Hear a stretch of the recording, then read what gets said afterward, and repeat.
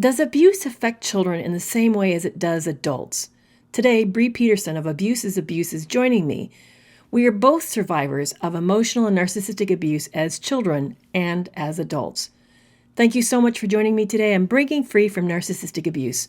I'm your host, Dr. Carrie Kerr-McAvoy, a mental health specialist with over 20 years of counseling experience and a narcissistic abuse survivor. In this episode, we're going to explore the differences between children's experience of cognitive dissonance and adults' experience of the same condition. How does abuse affect children's sense of self?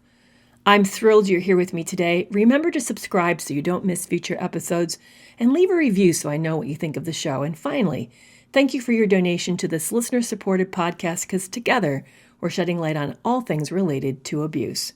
So let's listen in to this replay of a TikTok Live.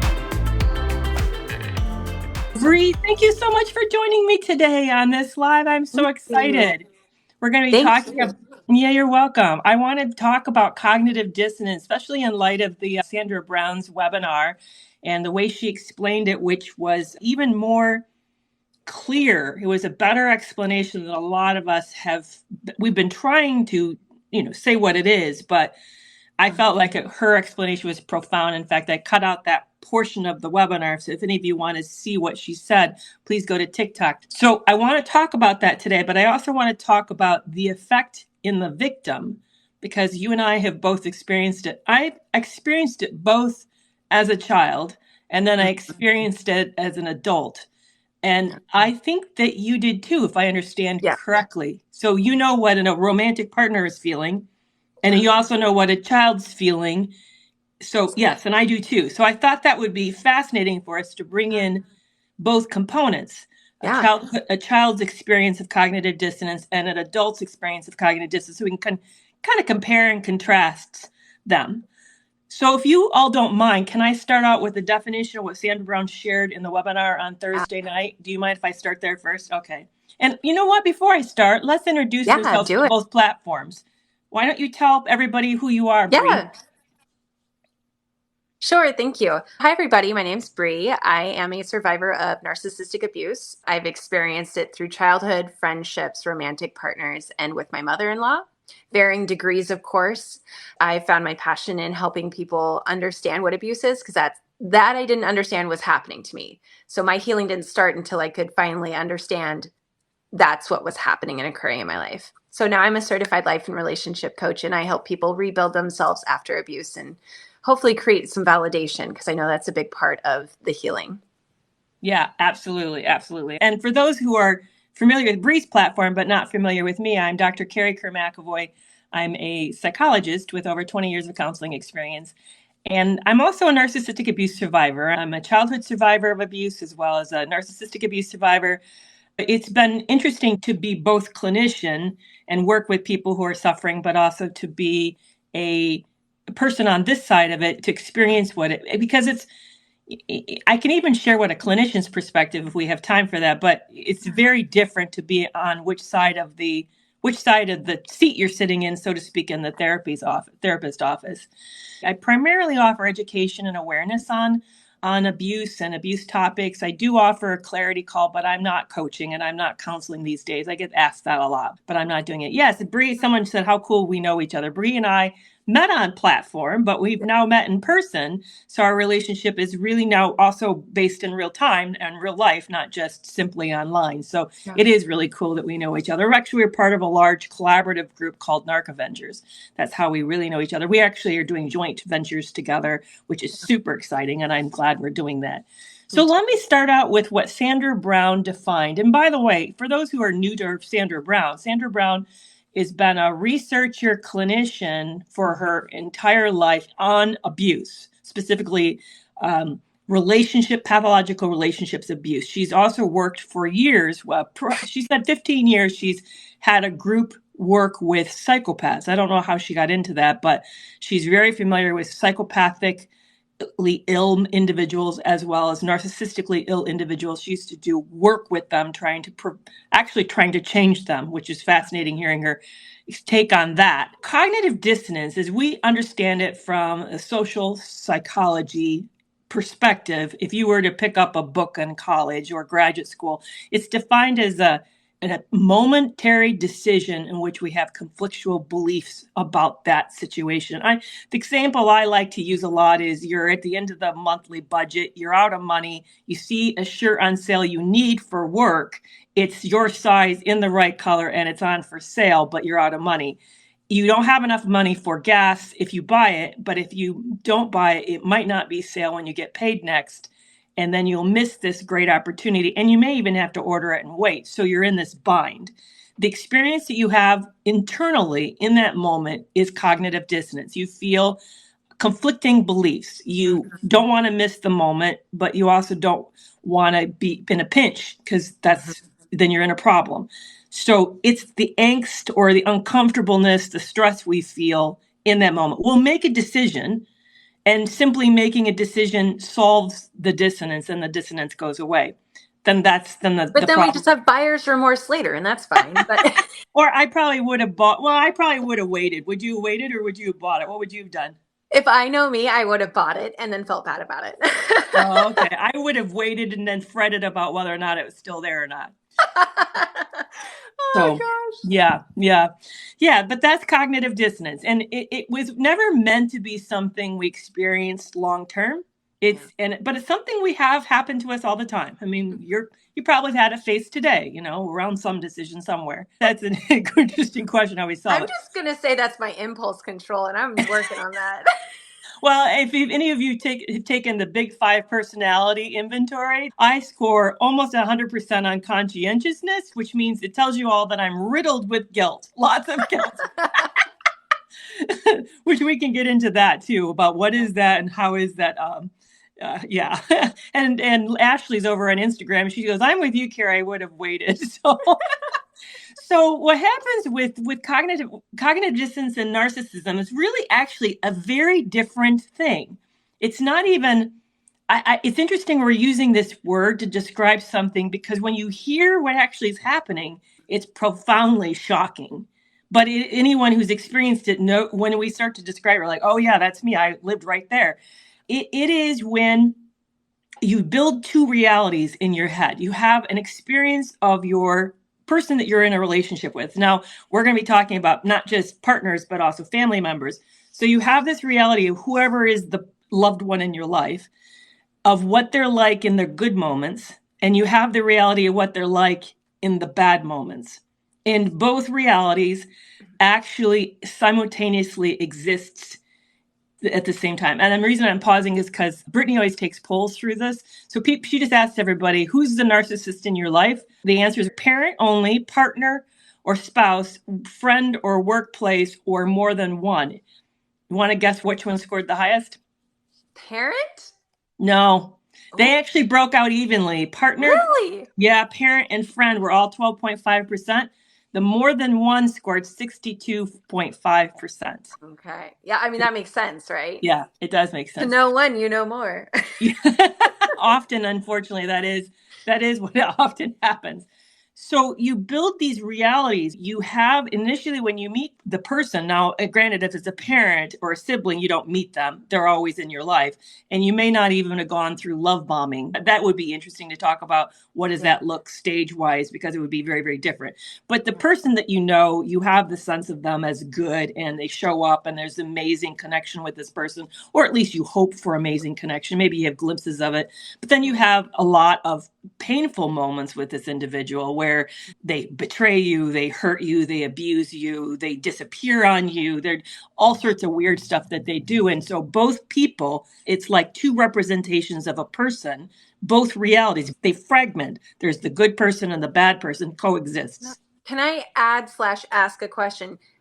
So as you're saying this, don't we also, though, in order to exist in these relationships, also sort of separate ourselves into two different? So in a sense, we are walking cognitive dissonance in that context of the relationship, right? Yeah. I wouldn't say it's cognitive dissonance because that's actually the experience, but I would say yes, we fragment. You're right. We're fragmenting ourselves. That's the next piece of this is that they fragment and become both people, and we fragment ourselves in order to know how to show up for both types of people. Thank you. Thank you for the Yeah. vocabulary. Yeah. So our fragmented self, there's the you that knows how to show up with the good person and knows and has an emotional reaction with the good person and knows how to keep them happy, the good person happy and enjoys the good person.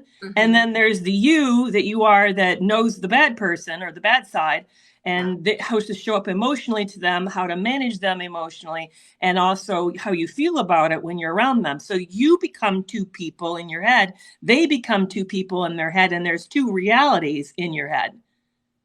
Which, how crazy is that? Yeah. And it makes total sense when you lay it out like that, because I can think of how even I viewed myself based on their perception that they were setting up in the relationships, you Yeah, know? yeah, yeah, yeah. And for those of us who've been through a pathological experience, we know there was a setup. I remember the setup. Mm-hmm. And even when there is a narcissistic friends or maybe family members that I met, like I'm thinking in-laws, there were sets up there too. They set me up. They like said, I don't want this, or I expect this, or they kind of warned you there is this other side that you were going to experience. They wanted you to sort of learn how to manage that piece, you know? Well, and I feel like self-betrayal is just inherent in abuse in general, because we kind of have to reject pieces of ourselves that we know they're going to reject. So we start taking pieces of ourselves that we know they can't like or won't accept and putting them outside, and then adapting our interests, hobbies, whatever we know they want to see from us in order to exist and be accepted. Yeah. Or for me, I knew that I knew that when I got into this one family dynamic that I was going to be on the outs. I knew that I couldn't adapt enough. And I anticipated being I like walked in knowing that I was going to be the outsider and that this was going to be problematic. But then I had to live with the conflict I felt about knowing I was failing every single time Yeah. I showed up, which Yeah. was still, you'd think, well, just opt out. Well, the problem is there isn't, that's the weird part that I'm just kind of like having an aha right now with you. There is no opting out. No. Even if you don't participate, the dynamic is still happening. Yep. Yeah. Yeah. Wow. That was like, woo. Okay. Cause Well, I so I remember. was just about to admire the fact that you could actually have the foresight to understand on some level, actively being abused, I'm not going to be a part of this. I don't think I had that awareness. So for me, it was like I knew very deep down I was not going to be accepted, but I couldn't help but this desperation to be Yeah. like, maybe now, and just keep Yeah. trying and trying and trying with no success. Yeah. No, it was, yeah. No, I knew that. And then later it was confirmed that they let me know I failed. So experience of there's this in and I'm failing it. And Mm-hmm. it's not, and yes, I'm being true to myself, but I'm losing so much here. And I also, the pain of it was so intense because I was, I was always constantly deciding to fail. So I Yes. felt the failure second by second, which created the dissonance still. Still felt the Right. dissonance, which is, Yeah. oh, man, awful, very Well, then awful. I feel like that also it takes such a hit on our own self-worth because we know we're betraying our authenticity of like who we want to be or how we want to show up, and we're choosing not to show up and Yeah. knowing that we're going to fail, and then having the evidence that again, yes, we did fail. Yes. Here's so it goes further. It gets worse than that. Oh, So, great. oh yeah, isn't this lovely? So yeah, I know. It just like keeps getting deeper and deeper. So they've split. We're splitting in the response to their split. Our sense of reality is now splitting with them. So we're splitting. Yep. And then what makes it even worse is that we want to resolve the split because we can't live in both realities. We're not meant, our minds are not meant to live in two realities. So we start to try to break it. Like we try to figure out which is more real or find evidence or fix it. We try to like somehow stop it, but that part worsens it Yeah. because we're trying to build evidence or do something logically to make it better. And then we assess, did it work? We go in and we measure at some level to check. And when I was in the narcissistic relationship, romantic relationship, I tried to prove that he was working hard on the relationship or tried to prove he really wasn't working on the relationship. And all I did was led myself to feel more confused. I didn't it worse. It left me in a worse position. It's so true. It's almost like the harder you work to make sense of it, it almost unravels more chaos. And you're like, Yes. how did that happen? Yeah. I'm Which supposed is to make this better, not worse. that's the part that's so horrific, is that you'd think your natural inclination to fix it is making you sicker. Yes. Yeah, So and then backwards. oh, I know. And then it's even another part that's even makes it even more worse. So this is interesting. And I knew this already going into it. So when 80% of the Americans, and I know it varies from country to country. So unfortunately, I don't know all the rates per country, and I know we have multiple countries here today because they've been saying hi to me. Someone's from Australia here today, but which amazing, you guys, because it's in the middle of the night for you. But a majority of us will experience a massive traumatic event in our life. Because statistics say that that's common. I think in the United States, it's 75 to 80% of the public population will experience a traumatic event. And that will be outside of the realm of normal. We're talking about not normal hiccups. We're talking about something that's, big. Yeah. I got to hear Dr. Vanderkolk say that 60% of us will resolve that well on our own. So majority of us, isn't that wonderful? The majority of us, our life, our family resources and all of that are built in well enough that we get over this. Right. And we heal. But 40% doesn't heal. That's the rate of not recovery, lack of recovery after trauma.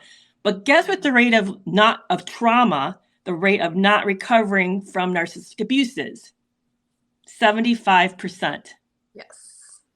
So the majority of, yeah, that's a huge number. I mean, so we're saying you don't resolve this easily or well as people who just suffer. I don't want to say just as, because there's no just as in this world, but those who experience other types of trauma tend to recover better than those who experience this type of trauma. This group struggles to recover. Can I ask a question? Yeah. Is that because narcissistic abuse is a series of traumas and not just one trauma or a couple, but it's like an ongoing daily trauma that's like prolonged because of relational traumas? I don't know. She didn't say. I'm very curious about that because like I've experienced other trauma in my life that's not linked back to narcissistic abuse. And I definitely feel like there's like an ability for me to just be able to set that down and like move on with my life. But narcissistic abuse is something that's been this very intense, deep deconstruction of just me as a person in a very different way. Yeah, I think that's my guess is because the eroding of self is so severe that it causes incredible damage to us. Well, but maybe this is the answer. This is what she said. So she said when they look at the fMRI, that's functional MRI. So they're looking at actually how the brain is active. It's actually a perfusion of blood. That's what they're looking at. How much, because your brain consumes glucose, and they want to know how much blood does it need. So they found that they looked at trauma and what happens to the brain. There's a certain area of the brain that lights up. Interestingly enough, cognitive dissonance is nearly the same area. So she said, so when you're experiencing cognitive dissonance and you're being trauma, she said, cognitive dissonance causes trauma, and then trauma is causing cognitive dissonance, which is causing trauma, which is causing cognitive dissonance. And she said, your best friends. She said, your brain is on fire. Yeah. Your brain is on fire. I mean, I don't like to be mechanistic and say it's a computer, but if we want to think of it as an incredible organic computer, it would be like giving the computer an impossible task to solve, and there's no answer, and then you keep activating more stress and intensity for it and putting it under more pressure while it tries to solve something it can't solve. And that's what happens to us when we're in this feedback loop, and it's like a roundabout you can't get off of. Yeah. So no wonder it's like computer would fry it. That's what it would do. It would literally fry the computer. Right. And that's, I think, what she's saying. It's frying our brain when we're doing this because it can't solve. And then the pressure is it can't get out, and it's looping in itself. One of the first books I read as I was leaving in the narcissistic relationship was Why Does He Do That? By Lundy Bancroft. Mr. Bancroft spent most of his life's work trying to understand the angry and controlling male mind. Reading through his profile descriptions of abusive men validated what I had just experienced. It confirmed that I had gone through something terrible and helped me understand that it wasn't my fault and that I hadn't done anything to deserve the abuse. It is my great pleasure to announce that I'll be interviewing Lundy Bancroft live February 9th. Learn who abuses and why. What is the effect of abuse on our children? And how do we know when it's time to leave? Come be my guest for this 90-minute webinar and learn firsthand more about abusive men and their relationships. For the final 30 minutes, you get to anonymously ask Mr. Bancroft your questions. Early bird tickets are now on sale. The price is going to go up after the new year. This is a must-see event, and all ticket holders will leave a complimentary replay of the event.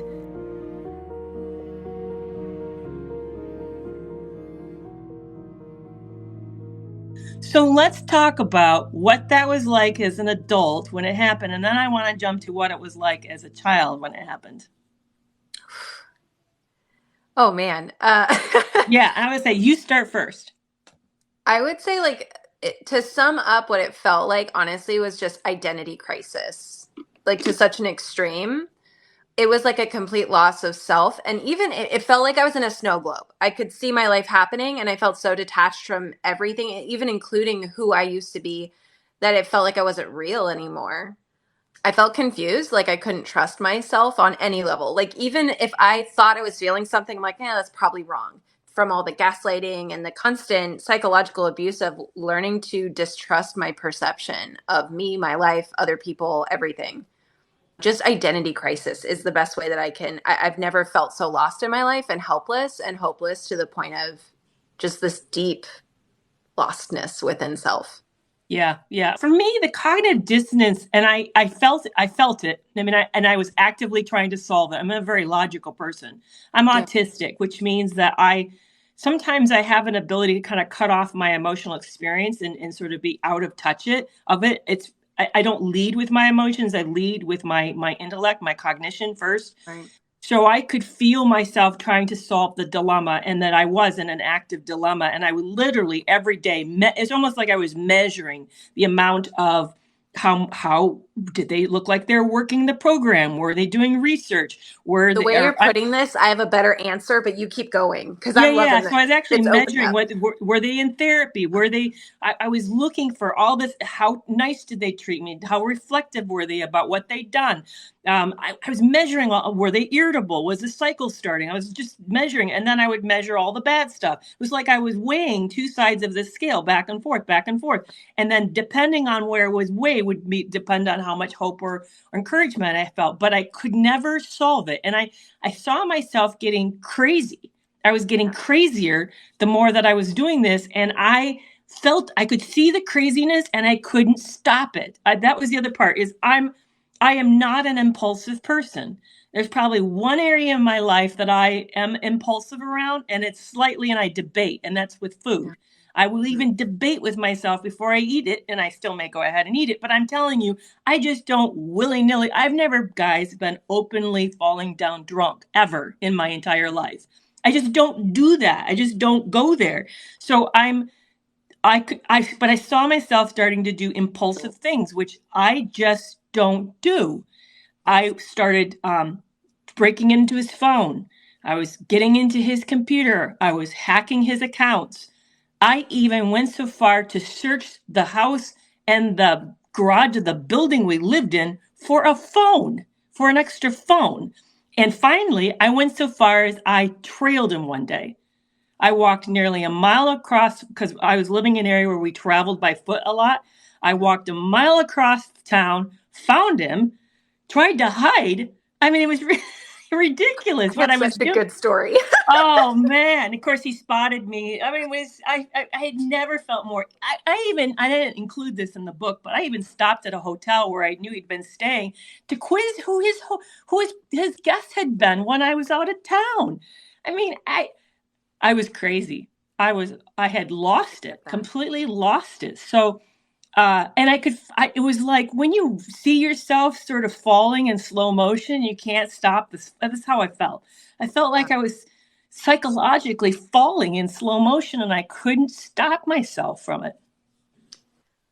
Oh man, you just brought up, you just like unlocked some of the some of those Yeah, I'm sorry for cringeworthy triggering any of moments. you. If I know if yeah, I'm sorry. I should have No, warned everybody that it was maybe a trigger warning for some of us, but no, it was great. I mean, I loved it. It's yeah, relatable. I think like that when I say desperation, I think that's what I'm trying to say, but you gave it like words was I was so desperate to like try and unlock what is the magic piece that's going to finally have this work.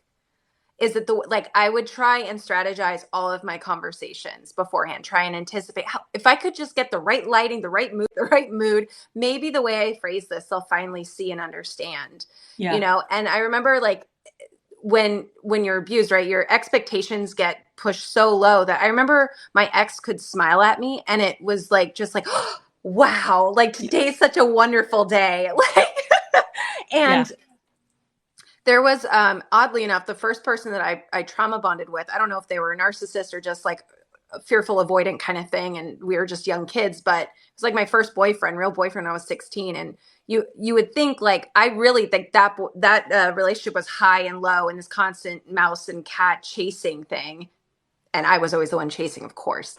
And I remember when we like broke up, he like wouldn't actually talk to me or give me any sort of insight as to why he randomly broke up with me. And it literally I couldn't handle it. Already yeah, I'm being abused at home and then this is happening. And I did the whole he lived an hour away. I didn't know his address. I just drove to the city where he lived and I was like, I'll find it. I found it. And he's like, how did you find me? I'm like, I don't know. That's not what I'm here about. Like, we're not going to talk about that you're stalking, but yes, like by the way, I've never done anything like that again, but the desperation for answers, like please just tell me why. I just need to know why. I don't mm-hmm. understand. Mm-hmm. Let's jump to childhood, because I know, by the way, there isn't any research into this, so you and I are just going to be talking anecdotally about our personal experiences of it. But now that we can stand back and we can look at what it felt like as adult, we can also then compare that and contrast that to our experiences as children. So I don't know how much you want to share of your childhood to give a framework for that. And I'm going to be kind of careful as well because I need to respect people who are still here. But help me understand what you came from a little bit. Yeah, sure. So I had a little bit of untraditional circumstances. So my mom had me, my dad left when I was 6 months old. And so my grandmother raised me, but my mother lived with us. My grandmother passed away from cancer when I was 13. And during that, right, I'm still experiencing ongoing abuse. My mother had a boyfriend who was domestically violent and also sexually abusive towards me. And so while I did have some safety with my grandmother, there was still all this ongoing abuse happening around me. When my grandmother passed, I call my mom's property because I'm not really a person. Um, and then I had to deal with the abuse of her and my stepdad. Um, it was just it's like, yes, there was violence, yes, there were these big explosive moments that could mark the abuse, but honestly it was more that constant daily devaluation, not feeling welcome in my own home, the constant neglect emotionally, physically, or otherwise, just feeling like a burden. Like, don't, you can be seen but not heard, but also if you can possibly not be seen, that would also be great. um, and then just a lot of parentification and infantilization, where I was constantly in the state of I need to take care of them and I don't feel capable of taking care of myself. So I always felt stuck, like I couldn't leave. Yeah. Yeah. For myself, I grew up in, my family has a lot of personality disorders in it. And I was close to my grandmother. She's actually, in fact, I recently just had a conversation with a psychopath, a female psychopath, and she Okay. agreed that my description of my grandma fits. She said, "Oh yeah, it sounds very familiar." My grandmother was never diagnosed, but I truly believe my grandmother was a psychopath who then turned around and married another narcissistic psychopath. Can you imagine that combination? What a toxic setup that would have been. horrific home. He was violent, but never towards me. I was kept to be very, very far from my step grandfather. So Yeah. I really didn't know him, but I was my grandmother's favorite. She took care of me. A lot of times she was one of my primary caretakers, in fact. But there was severe catastrophic level of sexual abuse. And there was also incredible neglect, emotional neglect. And it was openly said that children were to be seen and not heard. It was just sort of the environment that we lived in, is that we were to know our place and stay back, stay out. So I did a lot of rearing of myself. That was very, very normal. Yeah. I grew myself up. I was financially emancipated pretty significantly at 12. My sister was only 8. They emancipated all of us at the same time, where we started paying for our bills that we had, and we paid. I got a job at 12, so I feel that. Clothes, and I paid for my school stuff and those types of experiences. There was a lot of gaslighting going on. There was no overt violence, and not even name calling, but it was just profound gaslighting, lack of reframing reality into the new reality in order to justify the crazy decisions that were being made. That were put, and a lot of time I was put in harm's way often. Like, my father was a farmer. He's now deceased, but we would be asked to do things that were too big or too heavy or too risky. If it went wrong, we would die from that, because we were on a farm doing farming things, and you're always being put in a position of harm's way. There was no way out. So you'd have to mentally figure out how you're going to survive knowing you could die. Yeah, it was was incredible. It was an incredible, awful, really awful. So how did that affect you?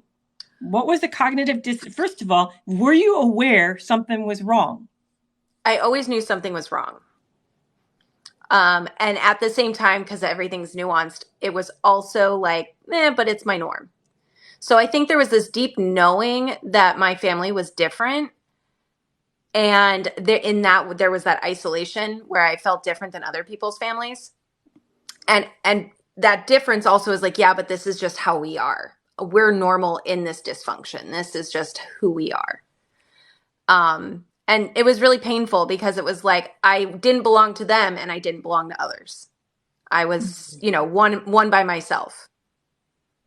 Yeah, I didn't know that something was wrong. I figured I was wrong. I figured the problem. That's part of it too. I mean, that's part of it too. Yeah, I figured out how to work the system. Like I said, because of my autism, I'm very rule-based. So I created the mental rules, what I thought they were. And I began to work the rules to the degree that I could to make it work for me. Like, for example, I would disappear in the afternoon and stay in my bedroom and read. I would literally read a book a day, just to find something to do, because there was no television. So that was the way I kind of occupied my time. And I realized that if they didn't see me, they didn't think of me. And that was good for me. So I would do that. So I would and I really learned to show up. So I'm a great helper and a great worker, which is, yes, I know we call that people pleasing, but I'm telling you that created safety for me. You didn't want the other way. Remember, we're talking psychopaths, narcissists. We're talking very dangerous people. I learned how to stay safe. And for me to stay safe was to show up and do it exactly. I even learned how to give them exactly what they asked. It hurt me tremendously in my life because I'm a very creative person that I've now discovered. I didn't know that, but I shut down all my creativity in order to learn. I would ask how high, for how long, and what kind of smile did you want on my face while I did that? Right. And I would do it literally perfectly, and to the point that I was seen as the ideal child, as sort of I was the model. Even in the neighborhood, in school, I was seen as the model. Other parents used me as the model, which I didn't like that either. And it was just purely out of survival. It wasn't because I wanted to do that. But what it meant was I had to shut down everything about me that led to me to developing me. Exploring and creativity and all that stuff. So it's interesting because when I think about the cognitive dissonance I was experiencing, I was more with myself. It wasn't really like, is this a good family or bad family? I wasn't in that kind of a context, except for this is how it showed up. I couldn't wait to turn 18, and I knew the minute I did, I was gone. And then I knew I would be completely independent. I planned to to the degree that I could emancipate, I would emancipate myself. I was ready to I was already doing, remember being neglected. So I was managing my own life, making my own foods. I was buying my own stuff. I was getting my own boots. I was getting myself to school. I was setting my everything. There was no help with homework, nothing. I was no help. So everything I had to find people to help me if I was to get help. So I was mentally gearing up to know that when I left for college, that would be the break point, and I didn't really intend to come back or be a big part of this family. But so that's the only kind of distance that I had, was that I said to myself, when I'm 18, I'm out of here. But why would I say that if I thought we were a good family? But I believed we were a good family, I think for me, where my cognitive dissonance, as I was listening, because again, you're more when you give me examples, my brain starts working. So you might do better to answer first, because I just kind of well, this is my experience. But for me, my grandmother taught me to enable my mother. So, and there was this, I can't leave my mother. I knew I needed to get out. I knew I needed to escape. And at the same time, I felt like if I do that, then I'm abandoning her, what will she do without me? So there was a lot of obligation to her that was never spoken about, but definitely deep rooted. So there was this, I need to escape. This is hurting me. And at the same time, I can't leave, because then that's abandoning her. Yeah. Then you've betrayed her, like your grandmother said you shouldn't do.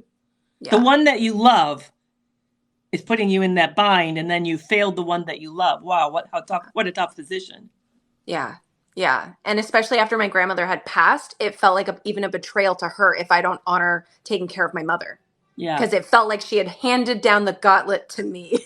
you yeah. know? Yeah. And she was no longer there. So you had her shoes to fill in for. Exactly. Yeah. See that. So I want to stop it for a second and emphasize what we're really saying to everybody, which is people often say, this is why I'm getting here, because I had a point to this. When women, it's usually women, so I'm just going to say that. When women come to you and I and say, should we stay or should we go? He's not mean to the kids. He's just awful to me, is what they say. Mm-hmm. They end up having a problem perceiving that it is a problem. And I'm telling you that one of the problems that you and I both had is we lost touch with reality. Yeah.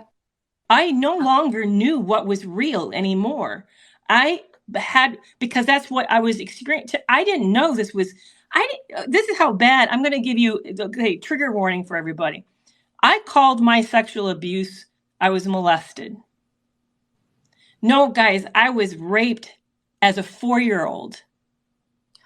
I wasn't molested, I was raped, multiple times raped. But we reframed it and called it, I was molested, which, yeah, that kind of captures it, but I tend to think of people being touched over clothing as qualifying. I mean, it's a lesser degree of abuse. We used words that softened it and made it so that it was really not that big of a deal, or at least it was less significant, less severe. And it wasn't until I watched Dexter season 5 with Lumen, with Julia Stiles, and watched what she went through and realized that her level of trauma mirrored my level of trauma, and saw that Dexter is so upset that he thought that it was worthy of doing what he did to get retribution for her, that I realized I had this massive paradigm shift to realize that what I experienced was catastrophic. Yeah. But that was never presented that way in my childhood. It was presented as, oh yeah, this thing happened to you. It happened to you. I didn't use the word abuse until TikTok. Because I had to minimize it in order to be safe, right? I couldn't say that I was being abused at home. So in my mind, it was, well, my mom's mentally ill, or, well, she's just her. That's who she is. Or she was abused too. She's just traumatized. There's all these minimizations of her behavior in order to make it okay for me to sit there in it. Mm-hmm. Because if I were to say I'm abused, that's like taking off glasses that cannot be put back on. Right. You can't not see it. Well, we're coming down to the end of 2022, believe it or not. And as I'm heading into the new year, I've been thinking about how to maybe reshape or reformat this podcast. I'd like to know, what did you think of the interview format today? Did you find it interesting? Would you like to see more of that in this next year? maybe there's something else you'd like to see me do with these podcasts. DM me on Instagram or email me with your ideas. I'd love to hear how to make this show even better. And with that, I'll see you back here on Thursday. Bye-bye.